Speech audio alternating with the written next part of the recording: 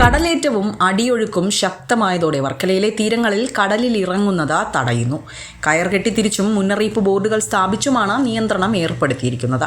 കടൽക്ഷോഭവും അടിയൊഴുക്കും കാരണം അപകടങ്ങൾ ഉണ്ടാകാതിരിക്കാനുള്ള മുൻകരുതലായാണ് നിയന്ത്രണം. പാപനാശം തീരത്തു നിന്നും കടലിലേക്ക് ആരെയും ഇറങ്ങാൻ ഇപ്പോൾ അനുവദിക്കുന്നില്ല.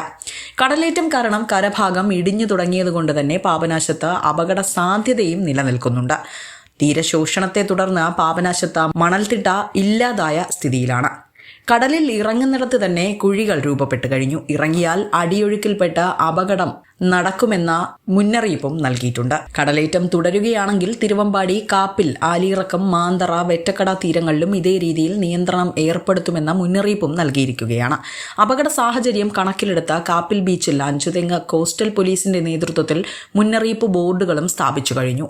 മറ്റ് സംസ്ഥാനങ്ങളിൽ നിന്നുള്ള നൂറുകണക്കിന് സഞ്ചാരികളാണ് അവധി ദിവസങ്ങളിൽ വർക്കലയിലെ തീരങ്ങളിൽ സ്ഥിരമായി എത്തുന്നത്.